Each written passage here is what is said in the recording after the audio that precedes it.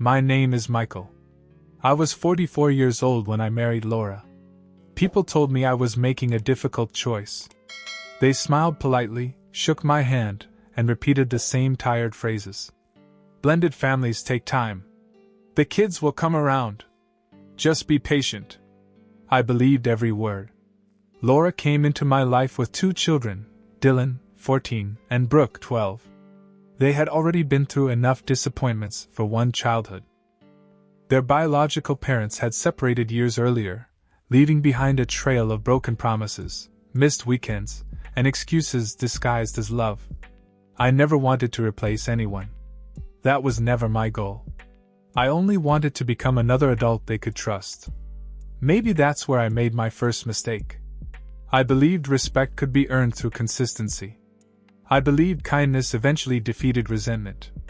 I believed that if I kept showing up, one day they would stop calling me an outsider. Instead, I spent 4 years funding a family that never truly accepted me. I wasn't some wealthy executive throwing money around without thinking. I managed service operations for a regional logistics company. My job paid well because it demanded everything from me. Emergencies didn't wait until Monday morning. Equipment failures didn't care whether it was Christmas Eve or my anniversary. My phone never really stopped ringing. I worked. Constantly.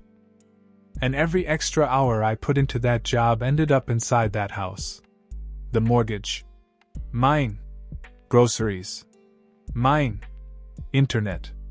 Mine. Insurance. Mine. Gas. Mine. School supplies. Mine. Sports fees. Mine. Holiday dinners. Mine. Weekend trips. Mine. Movie nights. Restaurant bills. Birthday presents. Streaming subscriptions. New shoes. Unexpected repairs. If money left that household, there was a very good chance it had first left my bank account. I never kept score. Love isn't supposed to be an accounting exercise. At least, that's what I used to believe. Laura thanked me often.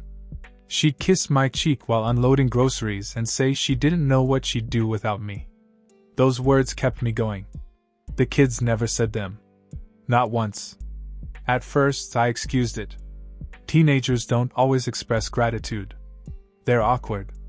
They're defensive. They're trying to figure out who they are. I remembered being 14.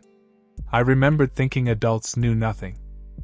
So whenever Dylan ignored me or Brooke rolled her eyes after I asked a simple question, I told myself it wasn't personal. They're adjusting, Laura would say. They've had a rough childhood. They'll get there. I wanted to believe her. God, I wanted to believe her. So I kept investing. Not just money. Time. Energy. Hope. Every Friday night I'd suggest we do something together. Mini golf. Bowling. A road trip. The lake. A baseball game. Anything that might create a memory where I wasn't just the guy paying the bill. Sometimes they came. Sometimes they stayed glued to their phones the entire time. Sometimes Dylan would spend the drive texting his biological father, the same man who canceled half his visits because something came up. I noticed. I never said anything.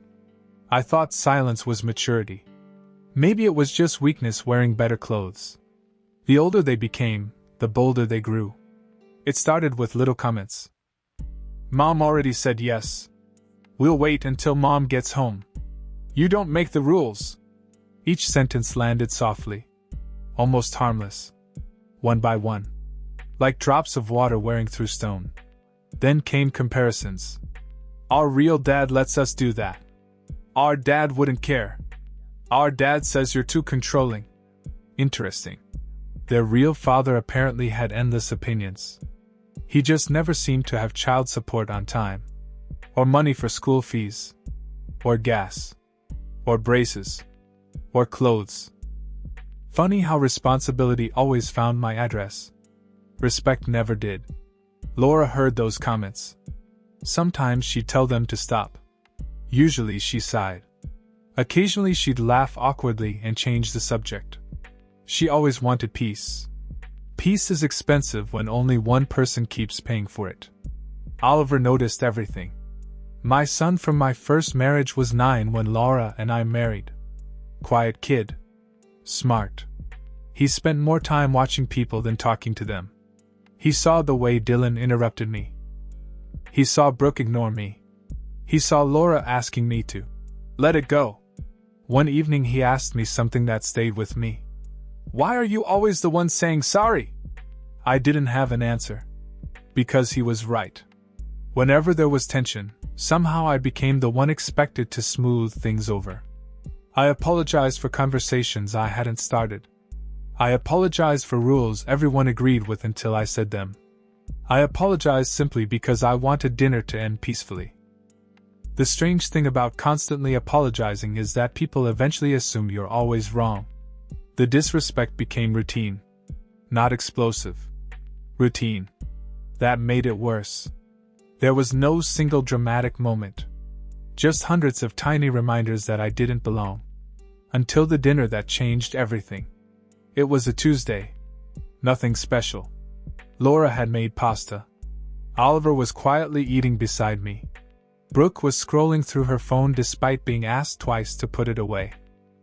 Dylan complained that the internet had slowed down. I mentioned we might need to upgrade the plan. I'll look into it tomorrow. Simple sentence. Simple conversation. Dylan looked up. Smirked. You always act like you're in charge. I stayed calm. I pay for it. I should probably manage it. Brooke laughed. A short, dismissive laugh. That should have warned me. Instead, I smiled. Big mistake. I wasn't trying to start an argument, I said. Dylan leaned back in his chair. Comfortable. Confident. Like someone who already knew he'd win. You know what? He shrugged. We'd rather struggle than take a single dollar from you. Silence. Heavy. Cold. Brooke answered before I could. Exactly. She nodded without hesitation. We don't need your money. I looked at Laura. Surely she'd stop this. Surely she'd say something. Anything. Instead, she rubbed her forehead and sighed. Michael. Her voice sounded exhausted. Please don't start another fight. Not one word about what they'd said. Not one word. Only a request that I keep the peace. I looked around the table. At the house. At the children whose lives I'd financed for 4 years. At my wife. And for the first time, I stopped seeing my family. I saw customers. People who happily accepted every dollar I earned while making sure I understood I would never deserve a seat among them. I finished my dinner in silence. No arguments. No speeches. No anger. Just silence. Sometimes silence isn't surrender. The next morning, I woke before the alarm. The house was still dark. Laura slept beside me, breathing softly, one hand resting on the empty space between us. I stared at the ceiling and listened to the hum of the furnace moving through walls I had paid to repair. Dylan's words were still there. We'd rather struggle than take a single dollar from you. I repeated them until they stopped sounding cruel and started sounding like instructions. By 6, I was sitting alone at the kitchen table with my laptop open. No coffee. No hesitation. Just numbers. The first thing I canceled was the cabin trip we had planned for the following month. 3 nights near the mountains. Brooke had chosen the place because it had a heated pool. Dylan had already invited a friend. I had paid the deposit, booked the activities, and arranged time away from work. I clicked cancel. The refund would cover part of Oliver's summer program. Then I canceled the concert tickets Laura had asked me to buy for Brooke. I removed Dylan from the spending card linked to my account. I froze the extra fuel allowance. I stopped the automatic transfers for clothes, entertainment, restaurant meals, and weekend spending. The family streaming packages disappeared next. Then the premium internet upgrade Dylan had demanded. I left the mortgage alone. The utilities too.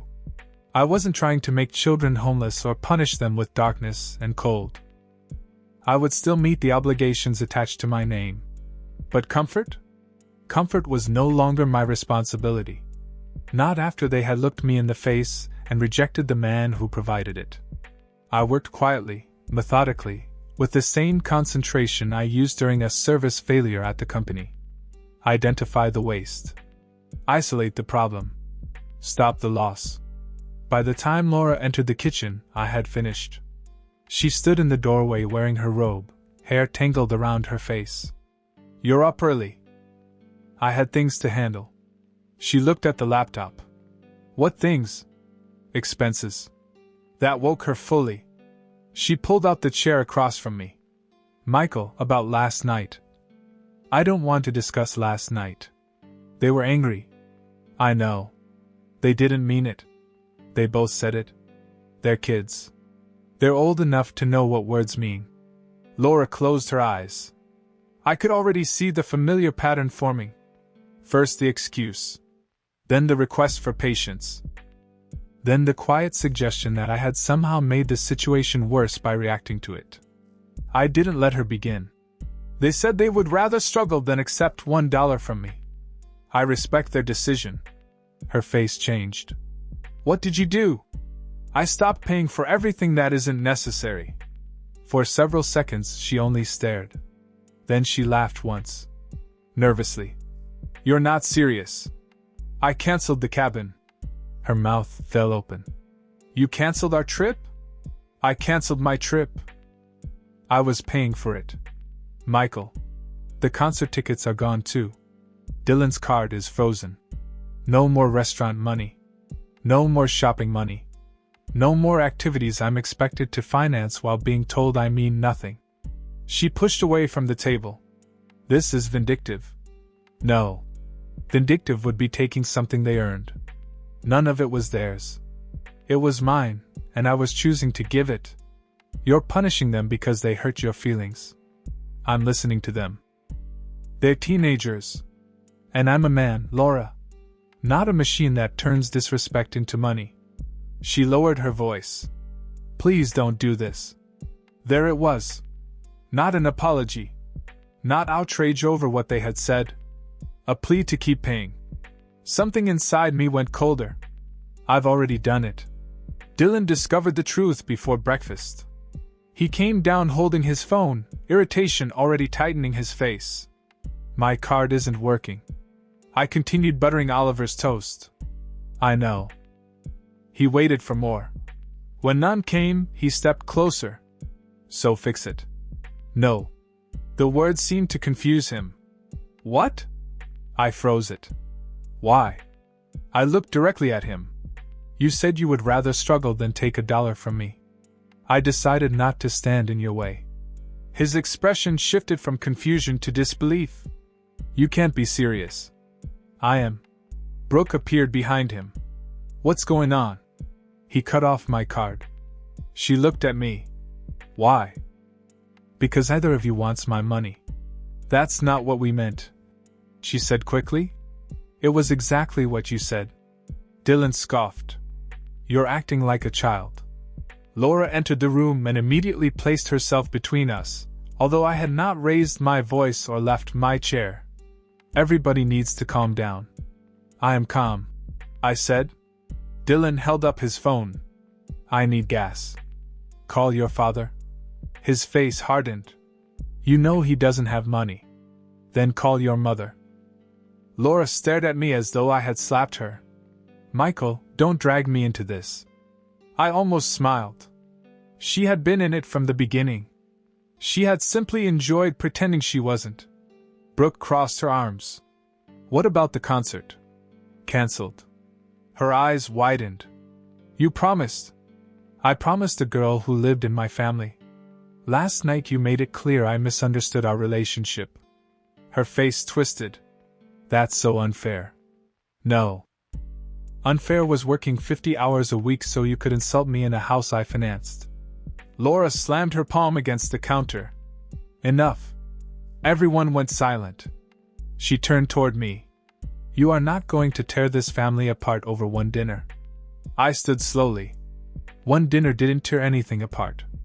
It only showed me what was already broken. Then I picked up my keys and left for work. The calls began before noon. Laura sent messages asking me to reconsider. Brooke demanded the concert tickets back. Dylan informed me that his biological father had said I was being controlling. That almost impressed me.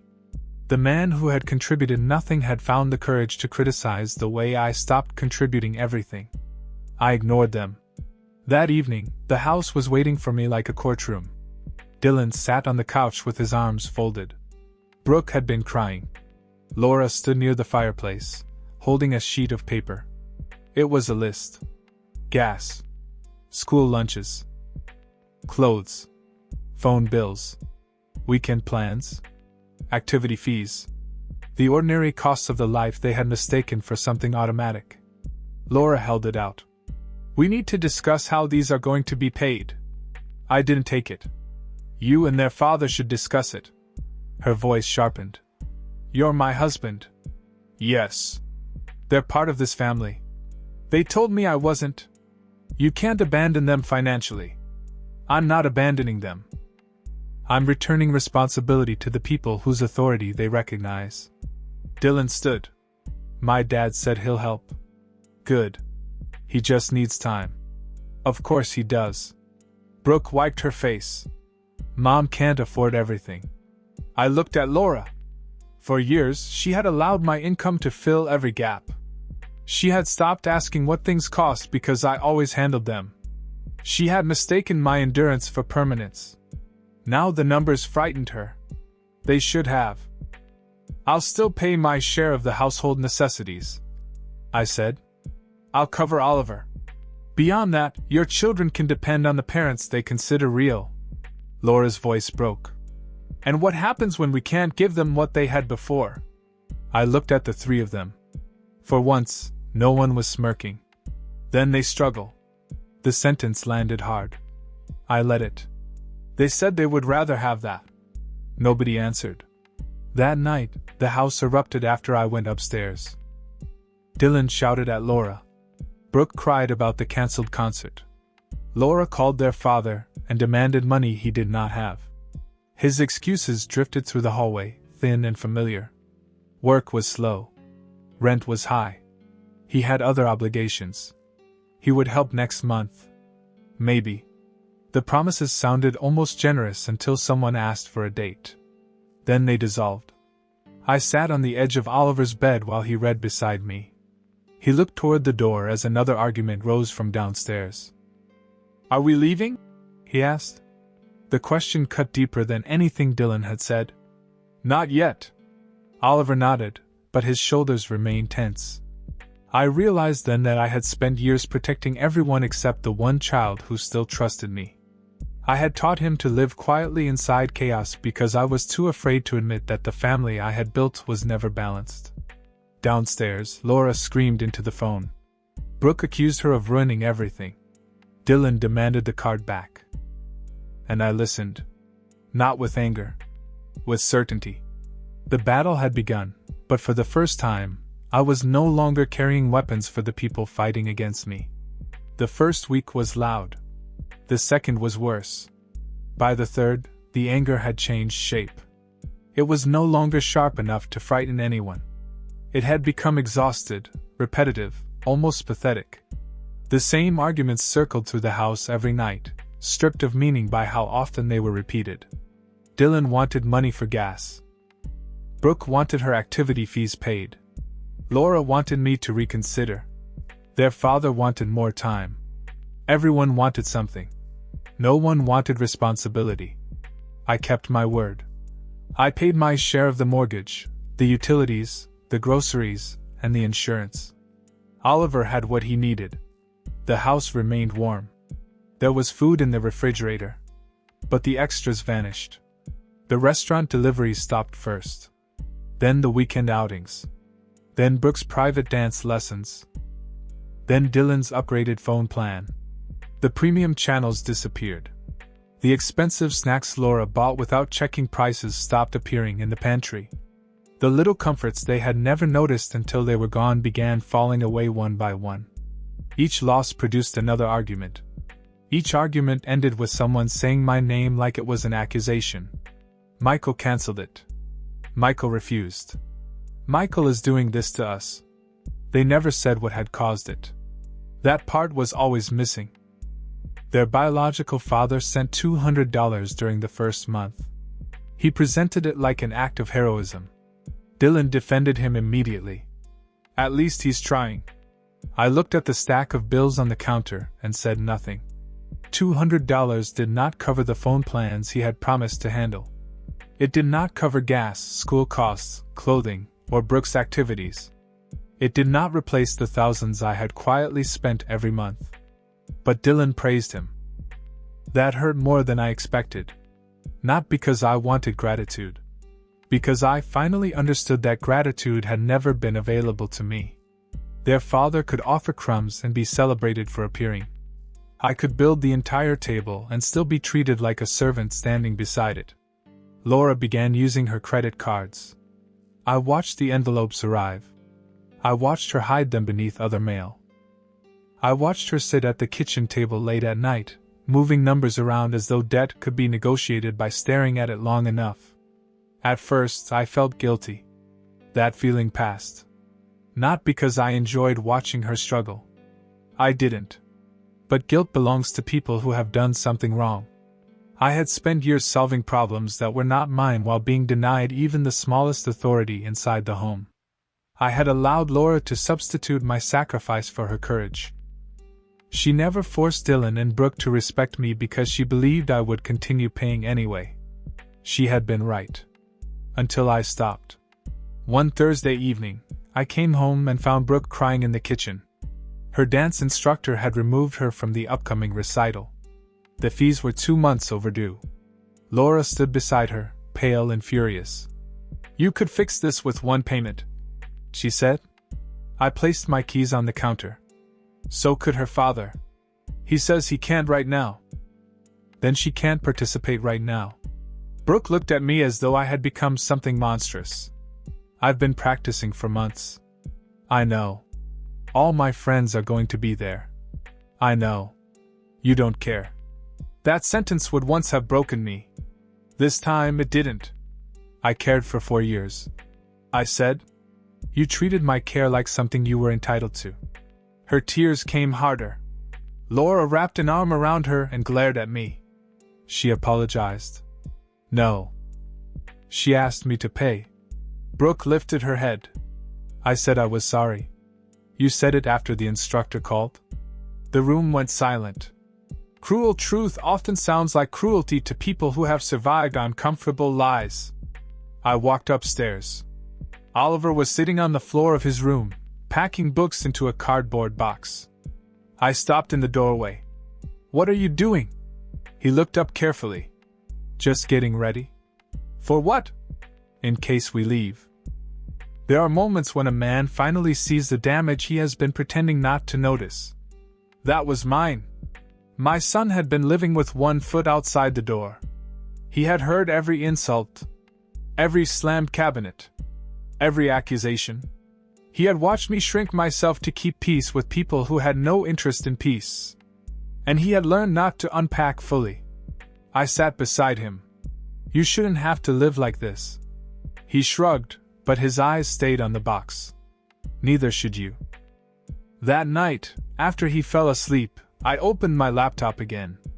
This time, I didn't cancel anything. I searched for apartments. 2 bedrooms. Quiet neighborhood. Close to Oliver's school. Far enough away that I wouldn't hear Dylan shouting through the walls. I found one above a small medical office on the east side of town. Nothing luxurious. Old brick. Narrow balcony. Clean kitchen. Trees outside the windows. Peaceful. I scheduled a viewing for the next afternoon. I told Laura 2 days later. She was sitting at the dining table with 3 overdue notices spread before her. "I rented an apartment," I said. She looked up slowly. "What?" "For Oliver and me." Her face emptied. For several seconds, she did not seem to understand the words. Then she stood. "You're leaving?" "Yes." "You can't. I already signed the lease." Her chair scraped backward. "Michael, please. We're under pressure. Everyone is saying things they don't mean. I'm not leaving because of what everyone is saying now. Then why? Because I finally heard what they had been saying for years. She began to cry. Not loudly. That would have been easier. Her tears moved silently down her face as she stared at the bills. I never wanted this. You wanted me to keep everything together without asking anyone to change. I thought we were a family. So did I. Dylan and Brooke found out that evening. The reaction was immediate. Dylan accused me of abandoning them. Brooke asked whether the apartment had a pool. Even then, even with the household collapsing around her, part of her still searched for the benefit hidden inside my decision. No, I told her. Can we visit? Oliver will decide when he wants company. Dylan stepped closer. So that's it? You're taking your real son and leaving us here? The bitterness in his voice almost made me laugh. For years, he had reminded me that blood created boundaries. Now he was offended that I had accepted them. I'm taking my son somewhere he can sleep without listening to people scream about my money. Laura covered her face. Dylan looked away. Brooke whispered, We said we were sorry. I looked at all three of them. You became sorry when the lifestyle disappeared. That isn't regret. That's withdrawal. No one answered. We moved the following Saturday. Oliver carried his own boxes. I carried the rest. Laura stood in the driveway while I loaded the final bag. Dylan watched from an upstairs window. Brooke remained inside. The house looked smaller than I remembered. Maybe because I was no longer carrying it. When Oliver and I reached the apartment, we ate pizza on the living room floor because the table had not arrived. The walls were bare. The refrigerator was nearly empty. Traffic murmured below the windows. It was the quietest dinner I had eaten in years. Oliver smiled. A real smile. Not cautious. Not forced. That smile cost me less than everything I had spent trying to win over people who never wanted me. And it was worth more. That night, I stood on the balcony and looked back toward the part of town where my marriage was collapsing. I felt grief. I felt anger. But beneath both, I felt something I had almost forgotten. Relief. I had not destroyed a family. I had stopped pretending one existed. 3 months after Oliver and I moved out, Laura called me at work. I almost ignored it. By then, our conversations had become short and practical. The separation papers were moving forward. I paid only what I was legally required to pay, and every transfer was documented. There were no more emergencies I rushed to solve. No more late-night promises that everything would somehow be all right. Everything was not all right. That was no longer mine to fix. I answered after the 4th ring. Her breathing sounded uneven. The SUV is gone, she said. I leaned back in my chair. What happened to it? I sold it. There was a silence afterward, long enough for me to hear the distant ringing of phones across my office. That SUV had been Laura's pride. I had made the down payment 2 years earlier. I had covered the insurance, registration, repairs, and most of the monthly payments. Dylan used it whenever he wanted to impress his friends. Brooke complained whenever Laura suggested buying something smaller. Now it was gone. I couldn't keep up, Laura continued. The payment was too much. The insurance went up. Dylan's father said he would help, but he stopped answering. Of course he had. Promises are easy when another man has spent years paying the consequences. I'm sorry, I said. I meant it. But I did not offer money. Laura waited for me to say more. I could feel the expectations sitting between us, faint but familiar. She still hoped some old instinct would wake inside me. She wanted the Michael who had solved every crisis before anyone else had to feel its weight. That man was gone. Dylan had to quit the weekend job, she said. He can't get there without the car. He can take the bus. It takes over an hour. Then it takes over an hour. Her voice tightened. You've changed. No. I stopped hiding what this family was doing to me. She began crying. Months earlier, those tears would have dismantled me. I would have reached for my wallet before asking whether I was respected. I would have confused rescuing her with loving her. Now I listened. Nothing more. She eventually whispered, "The kids miss you." I looked through the glass wall of my office at the employees moving between desks. "Do they miss me?" Another silence. "Or do they miss what I paid for?" She did not answer. That evening, Dylan sent me a message. He asked whether we could talk. I agreed to meet him at a coffee shop near my apartment. I chose a public place because I no longer trusted private conversations inside houses filled with old memories. He arrived 20 minutes late. Some things had not changed. He looked thinner. His expensive jacket was gone, replaced by a faded sweatshirt. He sat across from me and kept both hands around a cup he had not paid for. "Mom sold the SUV," he said. "I heard. She didn't tell us until it was already done. It belonged to her." He looked down. "Everything's falling apart." I wanted to tell him it had fallen apart years ago. We had simply used my money to cover the cracks. Instead, I waited. "My dad isn't helping," he said. "He keeps saying he will, but then something happens." "I know." Dylan's eyes lifted. "How did you deal with him?" "I didn't. I dealt with the damage he left behind." He flinched. For once, there was no smirk. No rehearsed contempt. Only embarrassment. "I didn't know you paid for so much." "You never asked?" "Mom said you handled the big bills. I thought she paid for the rest." "She tried. I filled every gap." He rubbed his hands together. "I was angry that you acted like you had a say in everything. I paid for everything because nobody else was willing to take responsibility. Responsibility without authority turns a man into an employee." He nodded slowly. Then he said the words I had once imagined hearing. "I'm sorry." There was a time when that apology would have been enough. I had dreamed of it during long drives home from work.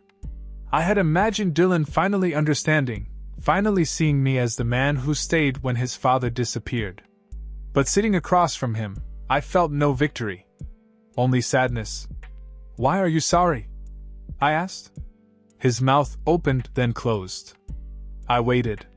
"Because I was disrespectful." "What changed your mind?" His eyes moved toward the window. "The car is gone. Brooke had to stop dance. Mom works extra shifts. We don't go anywhere anymore. Dad won't answer. I didn't realize you were doing all of it." There it was. Not love. Arithmetic. He had finally measured my worth because the numbers no longer balanced without me. "I accept your apology," I said. Hope appeared in his face. "Does that mean you'll come back?" "No." The hope vanished. "Why not?" "Because an apology does not restore trust. We can do better." "Maybe you can." "You should. But you should do it because it is right, not because you want the SUV back." His face reddened. "That's not why. It is part of why." He looked away because we both knew it was true. Brooke came to see me 2 weeks later.